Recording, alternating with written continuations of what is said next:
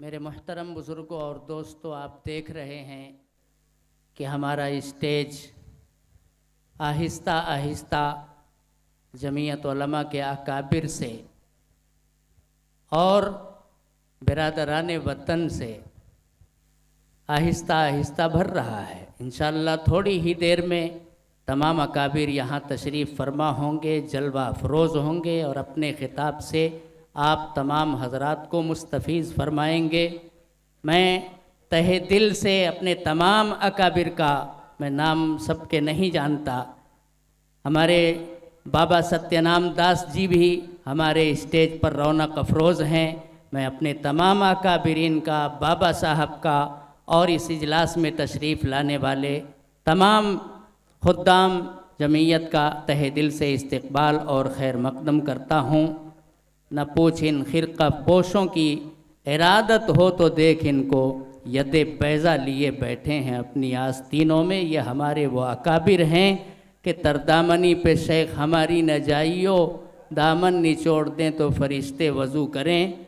ये हमारे अकाबिर हैं, हमारी शान है। मुल्क की इज़्ज़त और आबरू जब भी ख़तरे में आती है हमारे अकाबिर खड़े हो जाते हैं। अल्लाह ही ने अपनी शायान शान बदला अता फ़रमाए, इनकी उम्रों में सेहतों में बरकत अता फ़रमाए।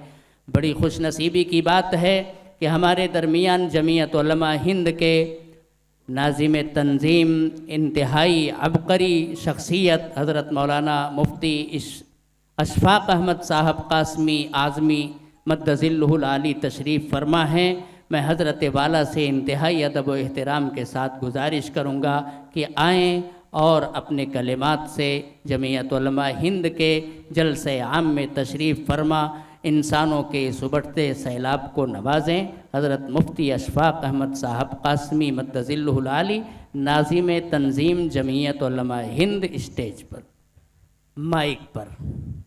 बिस्मिल्लाहिर्रहमानिर्रहीम।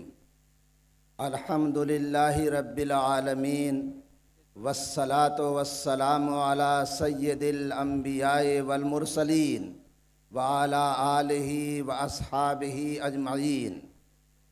सदर मोहतरम हज़रात उलमाए किराम और जमीयत उलमाए हिंद के वो नौजवान अराकीन और मुहिब्बान जो अपने अपने औक़ात, कीमती औक़ात को निकाल करके आज इस मजमे में आए हैं, उन सब को मैं जमीयत उलमाए हिंद की तरफ से खिराज अक़ीदत और उनको सलाम पेश करता हूँ।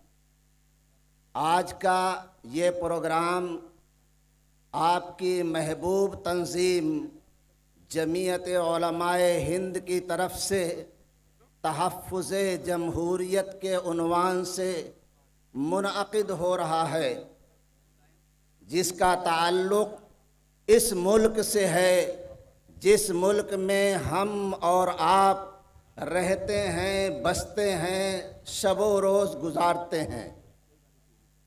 ये मुल्क इत्तेफाक से, बदकिस्मती से ग़ुलाम हो गया था और इस मुल्क को ग़ुलामी की ज़ंजीरों से मुक़य्यद कर दिया गया था।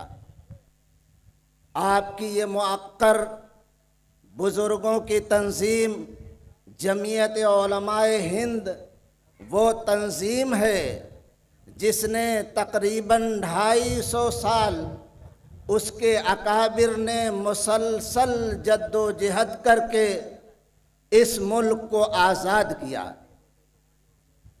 इस जद्दोजहद में जमीयत उलमाए हिंद ने हिंदुस्तान में रहने वाले हर शहरी को उसके दिल के अंदर हिंदुस्तान की सरज़मीन से महब्बत, वफ़ादारी और उसके लिए मर मिटने का जज्बा पैदा किया। तारीख़ शाहिद है कि इस मुल्क के लोगों के हौसले जब बुलंद हुए तो इस हिंदुस्तान पर गासिबाना कब्ज़ा करने वाली वो ताकतें जिनका पूरी दुनिया में कहीं सूरज गुरूब नहीं होता था, वो इस मुल्क के छोड़ने पर मजबूर हुई। जमीयत उलमाए हिंद ही वो मुअक्कर तंजीम है और उसी की कोशिशों का ये नतीजा है कि आज आपके मुल्क के अंदर एक ऐसा आईन है, जमहूरी और सेकुलर आईन है, जो आईन हिंदुस्तान के हर शहरी को एक लड़ी से जोड़ता है। वो आईन हिंदुस्तान में रहने वाले, चाहे वो हिंदू हो, मुस्लिम हो, सिख हो, ईसाई हो, इंसानियत की बुनियाद पर, शहरियत की बुनियाद पर, कौमियत की बुनियाद पर आईन हर एक को यकसा हक देता है, बराबरी का हक देता है। ये जमीयत उलमा की देन है। आज जमीयत उलमाए हिंद उसकी तहफ़्फ़ुज़ के लिए एक आवाज़ लगाती है कि आज मुल्क के हालात बता रहे हैं, हवाओं का रुख बता रहा है, अंदाजे ऐसे हो रहे हैं कि हमारी वो कुर्बानियाँ, जिन कुर्बानियों के नतीजे में हमें मुल्क के मेमार डॉक्टर भीमराव अंबेडकर जी, बाबाए कौम महात्मा गांधी जी, मौलाना अबुल कलाम आज़ाद और इस सरजमीन को आज़ाद करने के लिए इस मुल्क के वो मायानाज शख्सियत हजरत शेखुल हिंद रहमतुल्लाह अलैह, उनके शागिर्द रशीद हजरत शेखुल इस्लाम मौलाना हुसैन अहमद मदनी रहमतुल्लाह अलैह, ये वो अकाबिर हैं,